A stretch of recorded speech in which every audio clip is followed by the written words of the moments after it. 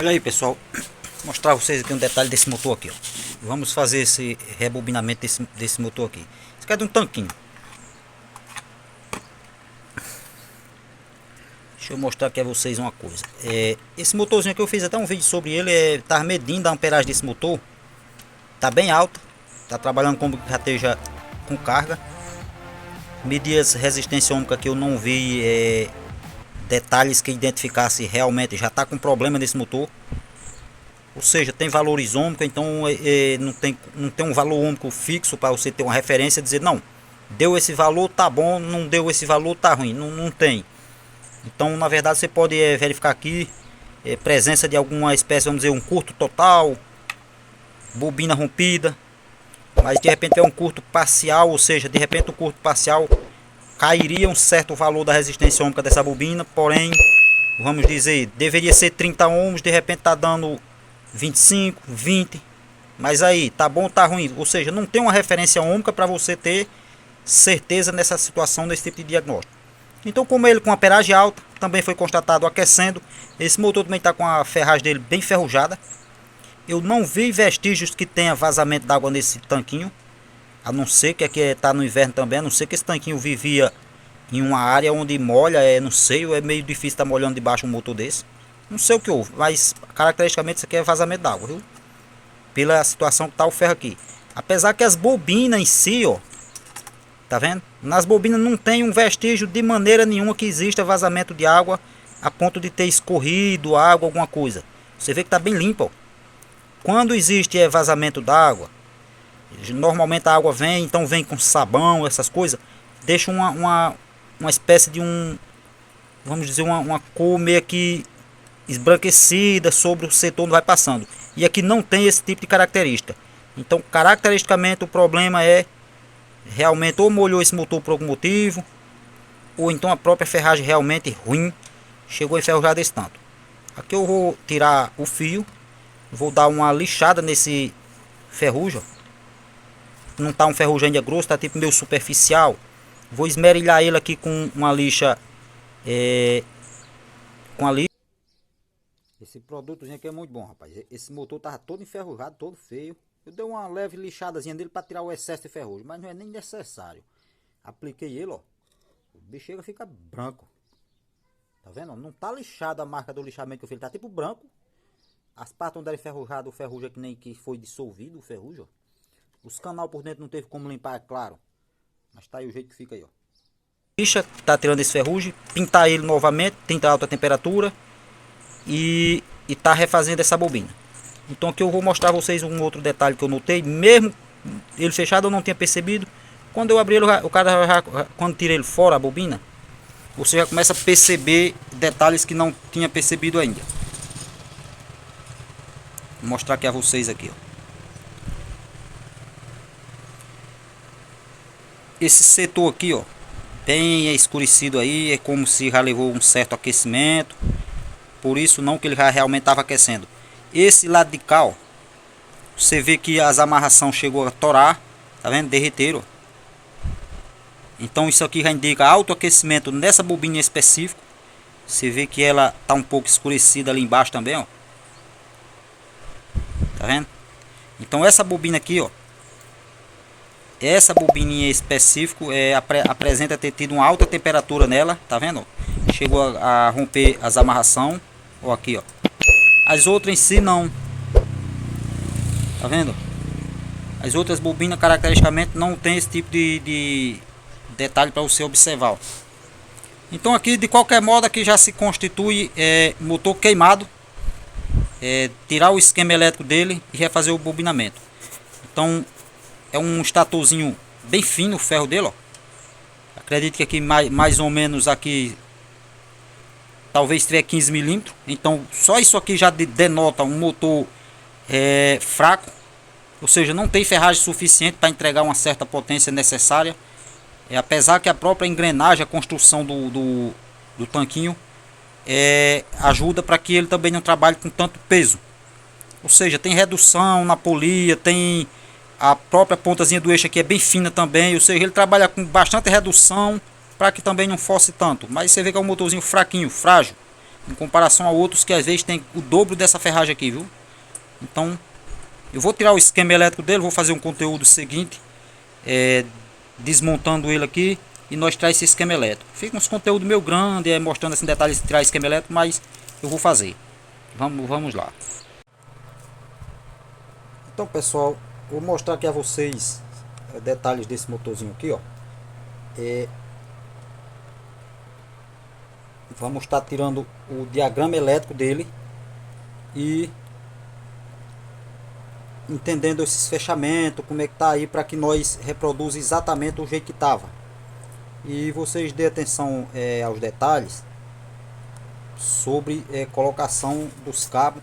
Então eu já tirei a amarração que tinha do motor, os fios que faz essa linhazinha que faz a amarração da bobina, eu tirei de um lado. Eu preciso tirar inicialmente só o lado do fechamento, para mim tá soltando esses cabinhos aqui, observando isso aqui com bastante detalhe, para que você faça algum tipo de anotação. Então eu vou pegar uma folha que nós vamos estar anotando isso aqui, para quando for refazer o bobinamento, fazer idêntico ao que estava. Então vou deixar uma folha já aqui preparada de um lado, caçar uma página dela aqui. Isso aqui é só de rabisco, tá? Só é esquema elétrico e várias coisas aqui, mas tem muita coisa interessante aqui, mas é mais rabiscagem. Tirar esquema elétrico de algum motor, estudo às vezes de alguma videoaula. Então vou fazendo muito tipo de anotação nesse caderno aqui. Mas vou deixar ele aqui só de prontidão aí, para quando chegar a oportunidade nós fazer uma anotação ali. Então a primeira coisa que eu tenho a mostrar a vocês aqui nesse motor, como ele não rompeu os fechamentos, ou seja, ainda estão intactos, eu ainda tenho alguma resistência única nesse motor.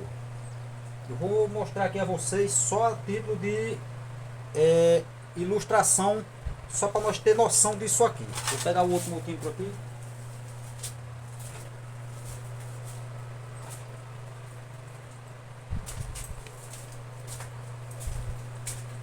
Então só para que nós perceba que ele ainda tem resistência única, e isso aqui de qualquer maneira ainda nos ajuda em alguma coisa.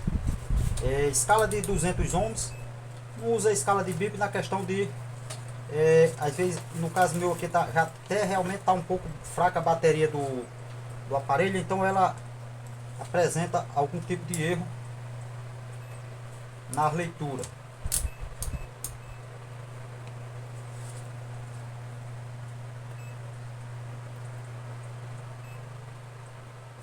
O tempo enlouqueceu. Deixa eu ver se essas ponteiras que estão dando problema aqui. Não. Estou marcando por lá em volts. O multímetro de cabeça para baixo a chave. Desse jeito não ia dar leitura nenhuma. Aqui estava na escala de 200 milivolts. Mais alternados. Então nós está aqui na escala de 200 ohms. Eu tenho aqui solto, ó, esse aqui é o chicote de alimentação do motorzinho, então eu já identifico aqui quem é a alimentação, que é esse terminal aqui, e eu tenho os dois do capacitor. Eu já tenho resistência única aqui, pelo menos até enquanto eu estava desmontando ele, ó, tá vendo? Ó? A resistência única muito alta, 94 ohms, não sei nem por que está dando esse valor, que antes não era nesse valor, era bem mais baixo, estava dando em torno de 40 e pouco, mas você vai ver que já mudou. Você tem algum ponto aí de mau contato aí, 94 ohms. Isso aqui é os dois terminais de capacitor, é onde eu tenho maior resistência única. Os dois de alimentação, isso aqui é só para nós tirar referência de alguma informação, pessoal. Os dois de alimentação, está dando 56 ohms. Então você vê que esse motor está totalmente variado as referências ohmicas. Normalmente motor de tanquinho ou máquina de lavar não dá esses valores únicos tão altos. É 40, 40 e pouco. Por aí, aqui está dando nos dois capacitores 90 e poucos ohms. Deixa eu olhar se eu tenho referência de algum desses do capacitor para os de alimentação. Ó, esse é o fio preto do terminal de alimentação, então eu tenho 0 ohms aqui. Então esse que eu tenho 0 ohms com referência aos terminais do capacitor é o linha. Então esse daqui é o mesmo que alimenta a bobina principal e também alimenta o capacitor, que esse é o terminal do capacitor, que aqui já manda direto para a bobina auxiliar. Então esse outro da auxiliar vai medir aqui, ó, a referência que eu tenho nesses dois aqui, ó, é o mesmo que eu tenho aqui para o linha. Então aqui eu já sei que esse aqui é um dos terminais finais da minha bobina auxiliar, esse branco. Então já notifico aqui que o branco é ligação da bobina auxiliar, ou seja, que é o final da bobina auxiliar onde está sendo alimentado pelo capacitor. E esse terminal que liga também ao capacitor é o mesmo que está entrando junto com um dos sinal fase ou neutro da rede elétrica, portanto da resistência ômega zero, ou seja, esse apenas foi ali, fechou a ligação e veio aqui. Então esse aqui é detalhe. Então agora vamos soltar aqui para nós tentar identificar esses detalhes na ligação. Então pessoal, o vídeo vai ficar um videozinho um pouquinho grande. Vocês dêem atenção ao que eu vou estar explicando aqui, o que eu vou estar mostrando, que isso aqui é onde vai esclarecer muitas das suas dúvidas e lhe fazer entender esse fechamento e conseguir tá tirando esses dados que já tenho aqui e reproduzir. Então aqui agora eu vou soltar esse papelzinho que eles colocam aqui, ó. Esse aqui é papel crepe, desse mesmo que você encontra nessas cartelas aqui, ó. Esse papelzinho crepe, ó. O pessoal usa em pintura para fazer isolação de algum setor que não quer pintar, coisa desse tipo. Então esse aqui é papel crepe. Ele tem uma tinta bem resistente, também não é muito de pegar fogo, ele é como se fosse anti-chamas. Então, como ele levou o calor, ele está endurecido, vai perdendo a cola, coisa desse tipo. Então já não está tão difícil remover ele daqui. Se ele não tivesse levado tanto calor, ele é bem chatinho de remover porque ele tem uma boa aderência na cola dele, viu? Como é que eu falei, ele já levou o calor, então perdeu boa parte da cola, já está ressecado. Ó, já vou conseguir soltar ele daqui com mais facilidade.